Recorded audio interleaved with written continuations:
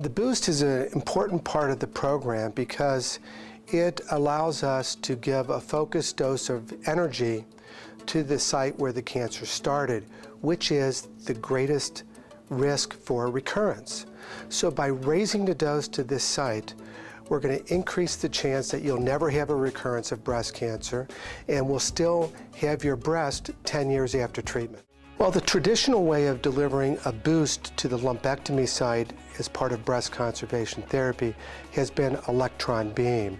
And in the past, that's been set clinically by feel and hasn't been as precise as we would like it.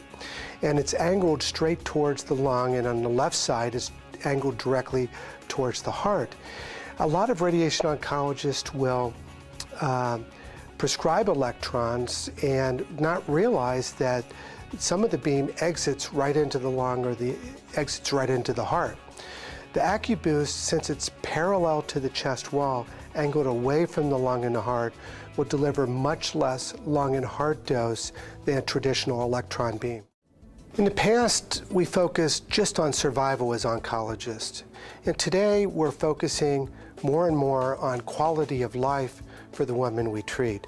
We've come a long way. Survival rates have increased, and the rate of breast conservation has dramatically increased over the last 10 or 15 years. So I think that these new technologies, such as AccuBoost, will allow the women to have the best looking breast, the best quality of life, while maintaining that survival rate that has improved over the last decade.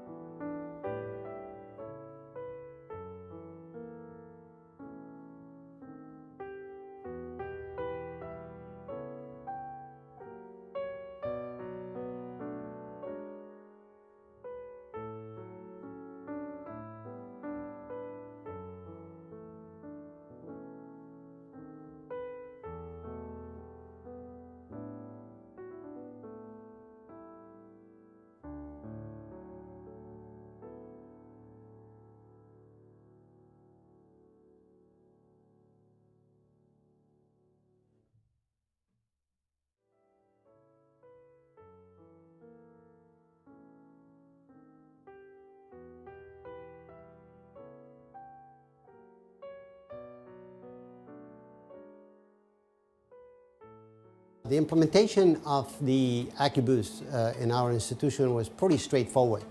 If you have an HDR unit, you just need to get your mammography unit, which will be provided to you by the manufacturer, and the CR for imaging purpose. As far as the registration for state regulation, you need to register your mammography unit because it's an X-ray too. Other than that, the whole process is pretty straightforward, and we actually managed to do this in about a day and a half. We were pretty much done with the whole process.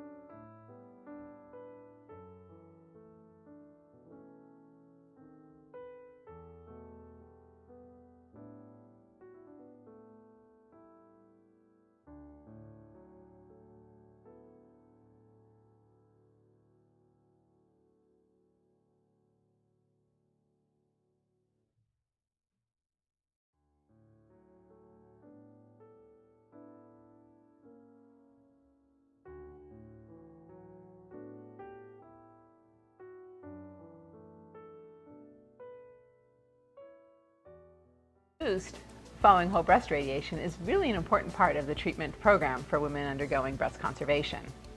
Studies that came out of Europe showed that women that were treated with just whole breast radiation, 5 weeks of radiation, seemed to have a somewhat higher risk of recurrence than those women who had the boost added on after whole breast radiation. And we've argued in this country how best to do it, but I think the data has been pretty convincing, especially now with 20-year follow-up in those studies, that the boost is an important part of optimizing local control for breast cancer. I think the future of AccuBoost and really breast cancer care is one of evolution.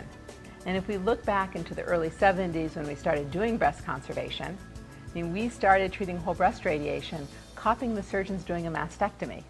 Harvard was one of the centers that developed the technique, and we've just continued doing that because it was working pretty well. We knew that there was minor risks of complications, but it was good enough. Until about 5 to 10 years ago, when we started looking at the idea behind partial breast radiation, really started us thinking, how can we improve what we're doing with breast cancer care?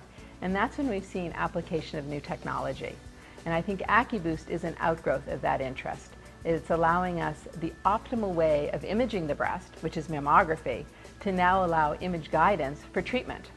And that really has significantly improved our ability to target and to really minimize the amount of normal tissue we're treating. So we can optimize the treatment of breast cancer while minimizing the toxicity of therapy. And that really is where we've been moving with all of oncology care, but particularly breast cancer care.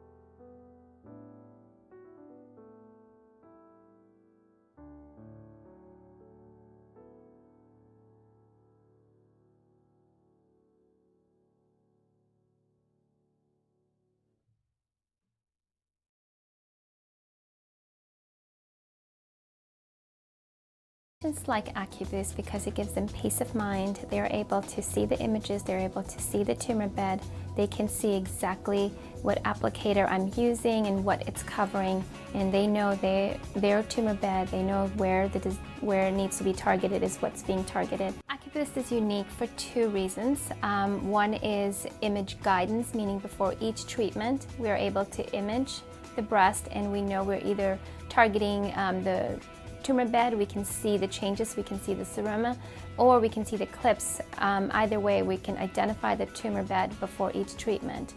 The other reason AccuBoost is very unique is immobilization. That's another thing we strive for.